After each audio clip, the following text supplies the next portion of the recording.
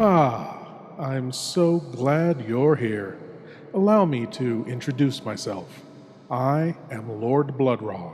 I host horror and science fiction films on my TV series, Lord Blood-Rah's Wrackin Theater, but here, in this cool, intimate darkness, I'll be presenting tales of horror and the uncanny solely for you, alone. In this auditorium within your mind, you will coalesce the settings and the players from the ether of your imagination. Your terror will be your own creation. This is the sorcery of sound, the subtle magic of old-time radio, horror.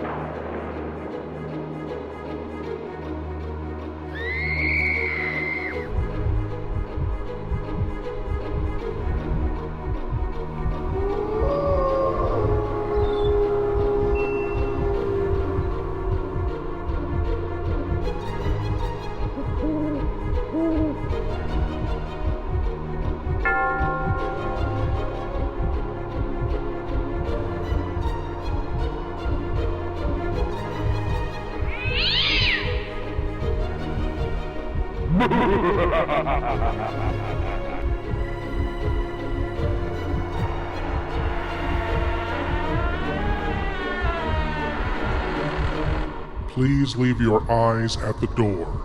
You will not need them. This is Lord Blood-Rah's Wrackin Auditorium. Most fear death. For some, the natural fear of death is an obsession, paradoxically poisoning the precious years of life they so covet. They dream of living forever. Here is a cautionary tale for those who share that dream. From Lights Out comes the tale Immortal Gentleman. Metacom presents Arch Obler's Lights Out, Everybody.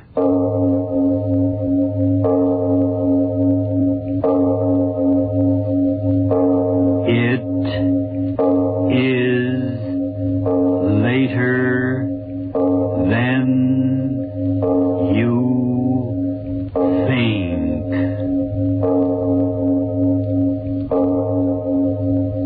This is Arch Obler bringing you another in our series of stories of the unusual. And once again we caution you, these lights out stories are definitely not for the timid soul. So we tell you calmly and very sincerely, if you frighten easily, turn off your radio now. The Immortal Gentleman, a melodrama about something every one of us has thought of at one time or another. If I could only live forever. Our star, Mr. Francho Tone, in Arch Obler's newest radio drama, The Immortal Gentleman.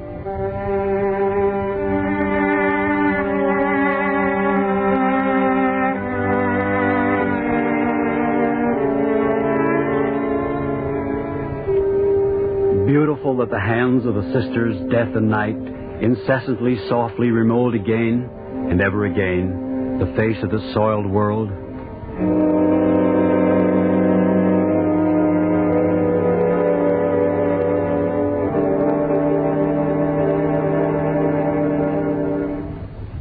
Now, don't be frightened, Joan. Please, don't be.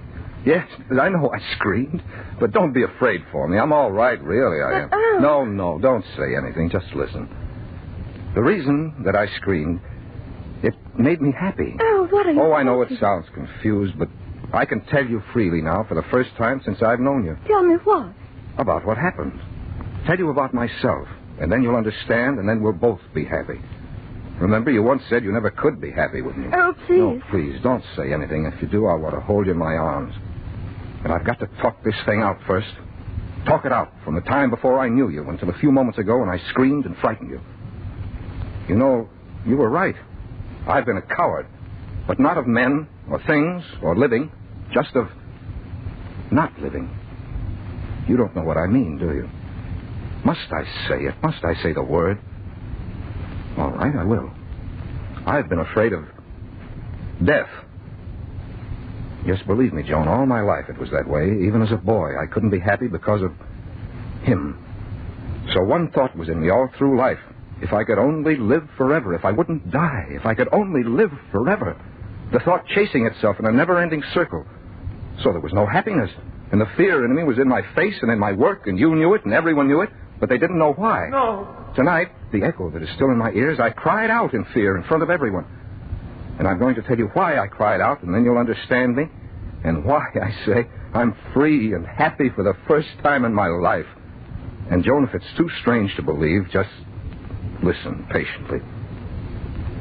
We were sitting in the auditorium, you and I, the politician up on the stage, talking.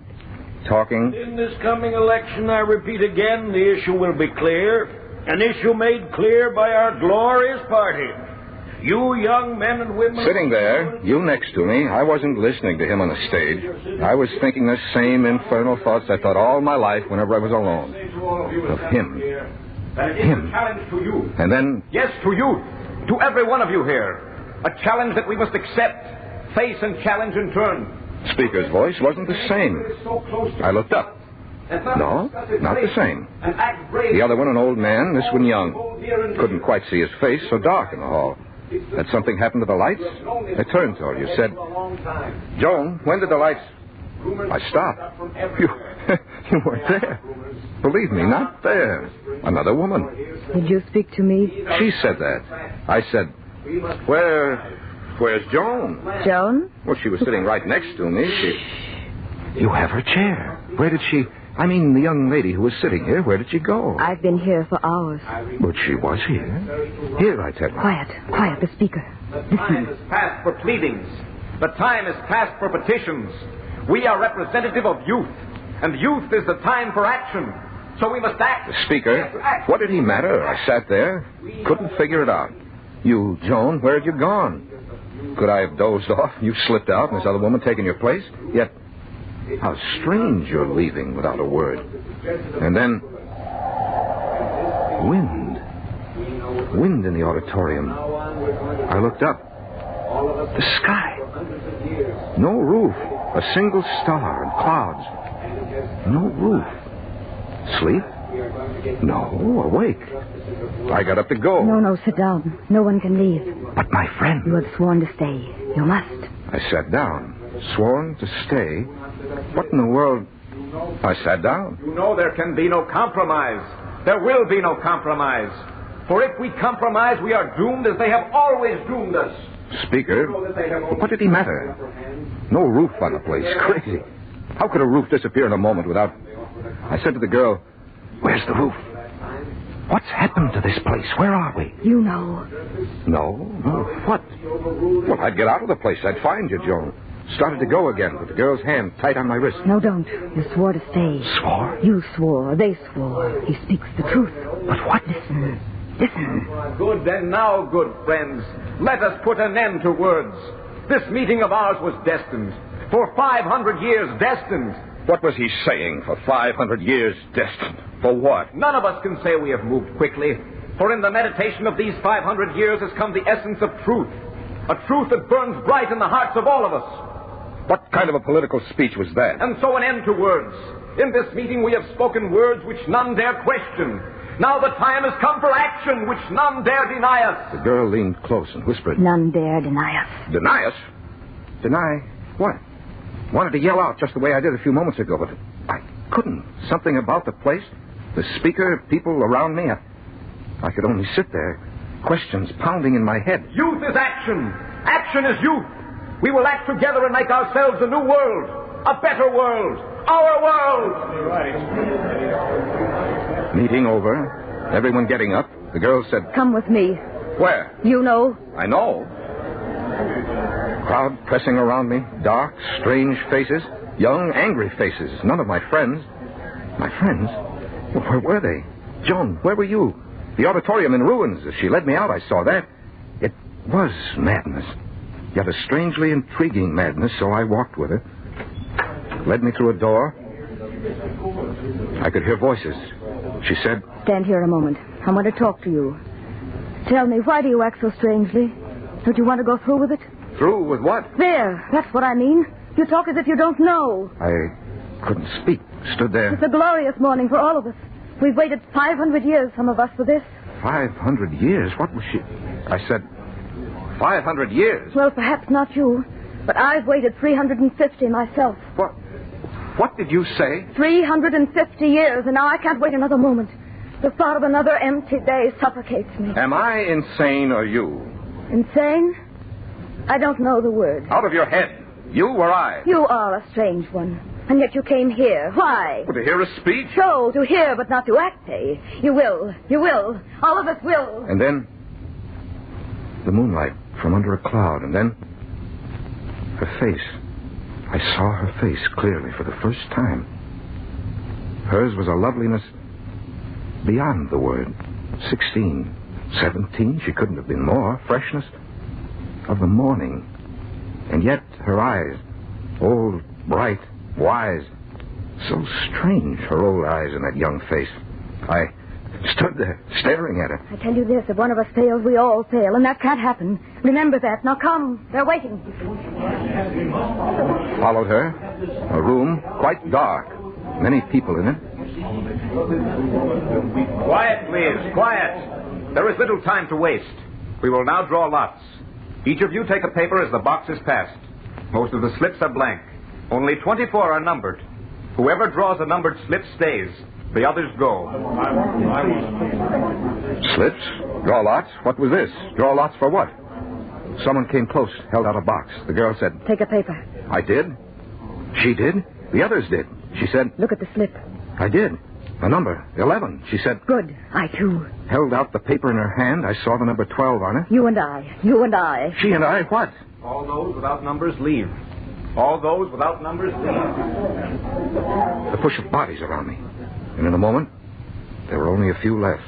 The girl at my side, motionless. Now we can risk lights. And in a moment, lights began to glow. I stood there, blinking, and then I saw 24 people in that room, men and women. 24, I counted them, and all of them looked alike.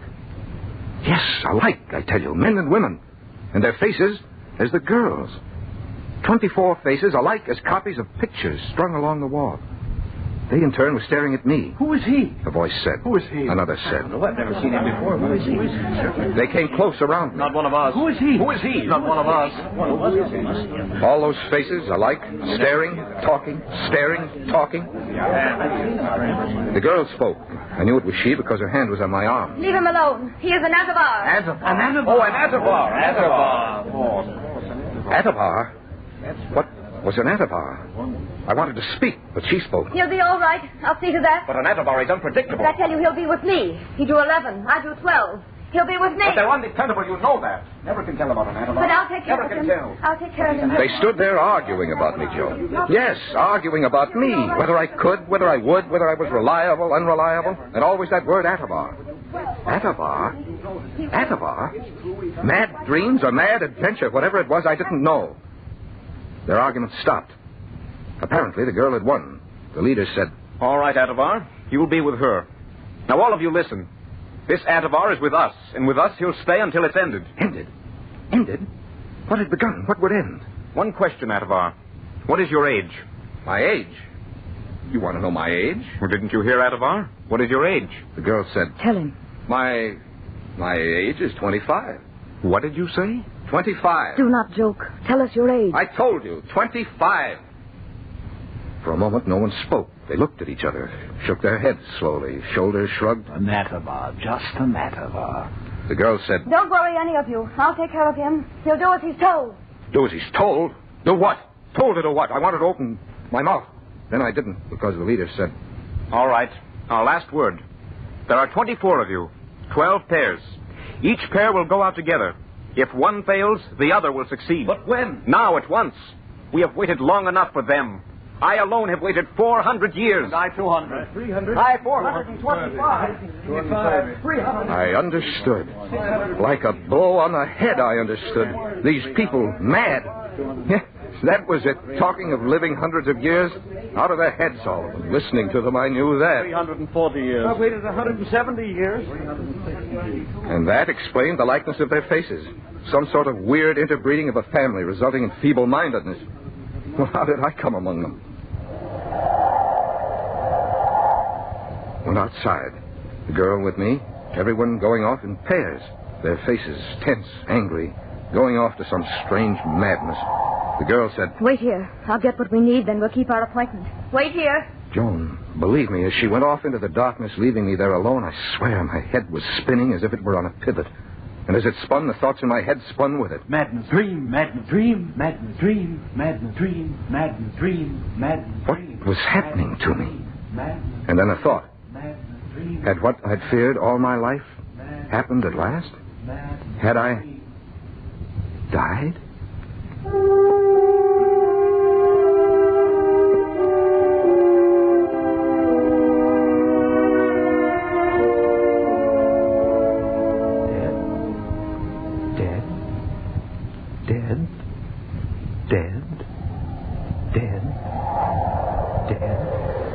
Joan. Dead. I remember the wind suddenly was cold about it. Dead. But I was Dead. colder. Dead? Was I? And then someone was standing by me. Not the girl, but a man. Smooth, young, handsome face with those old, wise eyes looking at me. He said, You have not started yet, Etovar. No. Strange, I've never seen you before. There are so few Etovars. You know, generally they are not permitted to develop. And looking at him, I knew I was alive. Of course. And dream? This was no dream. Yes, there are so few Etovars. I said, Etovar? Etovars? What the devil are Etovars? You are a strange one. Well, tell me, what are Etovars? Why call me an Etovar? Well, because you are. You're not like us, you know. You are a throwback to the individualistic, unconditioned, embryonic development. What? But then, of course, you don't understand, do you? No, an Etovar wouldn't. Well, tell me. It is strange that they should have permitted you to develop and not to have explained to you the difference. What difference? What? Once in every 2,000 births, and that means once in every 2,000 years, we don't have many new ones in this world, you know, something happens in the incubation process, and instead of one of us perfected ones, one of you develops. A throwback to ancient times, an imperfect creature out of the past. In other words, an atavism. Understand? An atavism. Atavism? Etovar? Atavism? What the devil's name was this? But he kept talking. He said, Yet, Etovar though you are, life must be miserable for you as it is for the rest of us. Life? Miserable? Well, of course. Why else would you have joined with us? Oh, this is going to be a glorious night for us. But not for them. I don't understand exactly what you... Of course not. Things would be confused for the Etovar mind, wouldn't they? That's the infernal trouble with our minds. Things are much too clear and concise and understandable. And they bred all the confusion out of us a long time ago. Well, now they'll pay for it. Please, tell me... Just look at me. I've lived just a handful of years, 250. He said that, Joan. Yes, believe me, 250 years. And yet, believe me, Etovar, I'm weary unto the death we'll never know. Death we'll never know. What good is there in it for any of us living forever? Living forever. For the first 50 years of our lives, they condition us. All right. We come out with our brains filled with all knowledge of all time. Paragons all. Geniuses all. But what good does it do us? What good? Always they are in the way. They? Look, Etovar, you can't be so completely a fool or they would never have let you out. They are the old ones. And what is interesting and exciting in the world, they do. They and no one else. And we who came after them, after they conditioned the world against sickness, illness, age, and death, we have nothing left to do. I see. They hold the key positions, they, and we stand by and grind the weary years away in nothingness. A world of youth full of the want to do, and there's nothing to do. And yet there are worlds out there where we might go, but again they stand in our way and say, no, it shouldn't be done. They, the old ones, all around us, holding us down, giving us everlasting life, and then giving us nothing to live for. But this night will change it. You and I and the rest of us 24. Well, here comes your partner, and I must go with mine. Goodbye, Etovar. Good luck. He was gone. And then the girl at my side, under her arm, a small black box. All right, we can go now. She took my arm. We walked along. In almost a moment, we were in a straight, broad street. Straight, shiny, glistening, bright with a light I've never seen. A quiet, empty street. clean and bright and strange, as if in a dream. A dream? This was no dream. And then she said... In here. We stepped upon a platform, part of the sidewalk. It was moving, carrying us swiftly. Swiftly down the street. An escalator, moving sidewalk, I don't know what. Faster, faster, things rushing by. Strange towering buildings. And then I heard that she was talking to me. I saw you talking to Aro. He has the easy one. We've a hard one. 250 years, he said. Aro? Yes, that's true. Lived 250 years? It isn't much, I know. You must be older. Or are you? Hard to tell with an Adavar. How old are you? I? 400. 400 years, but not of living. What do you mean? You know. They, with all their years. Before we were born, they took the work of the world, and what is left for us? To wander up and down, pretty ornaments with empty lives. But they forgot one thing. They left ambition in us. And this night we'll find a place to use it. How? Adavar, you are a fool. You know and yet you don't know. How can we find a place for ourselves as long as they do as they please? Listen. In the very ancient world, men lived a few years and then died. And they thought that was horrible, but that was good. For when they died, there was a place for youth. Yes. One would fall in his place, and a young one took his place. Sometimes he did better than the one who had gone before, so the world progressed. But now no one falls, no one dies. And so the old ones stay and stay and stay, and we, the young ones, have no place. And when we want to make a place, the old ones say no. The thing we were riding climbed higher. Higher. And still she talked. We're seated and petition, and they do not listen. So tonight we act. You and I, Adavar, one of 24. Act? By turning back the time to when men died and gave the younger ones their place. What? The wrong of each man died with him when he died in that old world. And so tonight we'll see that wrongs are given their belated rest. How? You and I, Adavar, we'll do our part. Up there. She was pointing up. I looked up to where the building ended. In a cloud. She sits up there. 5,000 years she's lived every day since the day science shut out death. 5,000 years, but tonight we begin to live. Here. Into my hand she thrust the black container. I said, "What?" You do it.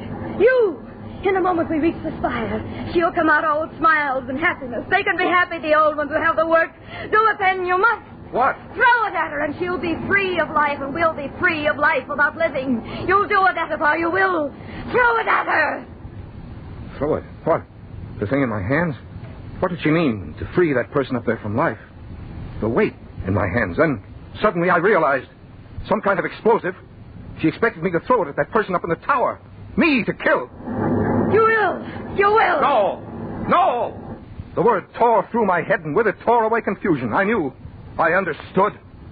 This was the world of the future, where science had doomed the death I feared. Men lived forever, and these young ones had no chance. And now they were out to kill and make their chance, and I was to kill for them, with them. You will. You will. You will. No. You will. Not You will. my world. Not You will. mine. You I will. Go back. You will. I'm saying that. I You will. There she is, the matriarch. Throw it. Throw it. I won't kill. Not I won't. Give it to me. Give me that. Give me that. No! I jumped. Falling. I was falling. Through the horrible space of that horrible future. Down and down and down. The glistening sides of the building rushing past me. Down. Twisting. Clawing at the air. Down and down. And then I remembered, in my arms, that explosive. I tried to throw it, but my hands tight around it. I couldn't unlock them. The ground coming up. I screamed. And there I was. Sitting next to you. In the hall where I'd been before. The politician upon the stage. My friends around me. You next to me, frightened at my cry. And the roof quite intact above me. So here it ends, Joan. Sitting there, I stepped ahead in time until a day when men had conquered death. And so somehow I'm not afraid of him, the one at my shoulder anymore, because I think it's good that men should live, then die, and so end the evil in them, and give their place to others. Tell me, Joan, do you agree?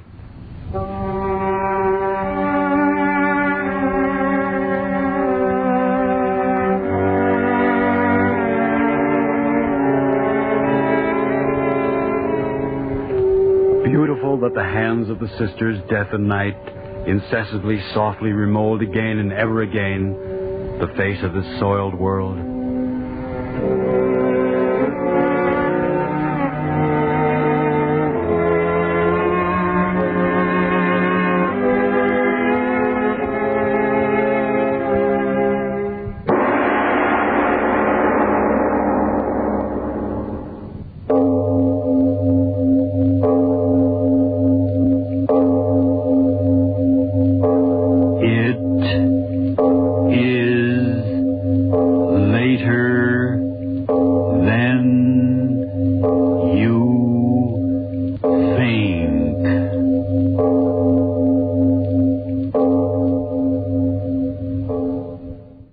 Death makes room for youth, new ways, new ideas. And when no room is made, it will be taken. Those who would live forever ignore the very nature of the life they desperately want to hold on to. The cycle of life is eternal because we are not. Thank you for joining me in the Wrackin Auditorium, and I hope you'll come again. But now it's time for you to rejoin the, real world. I am Lord Blood-Rah, and I'll be waiting here for you in the shadows of your mind until the next time you seek the darkness. Good night.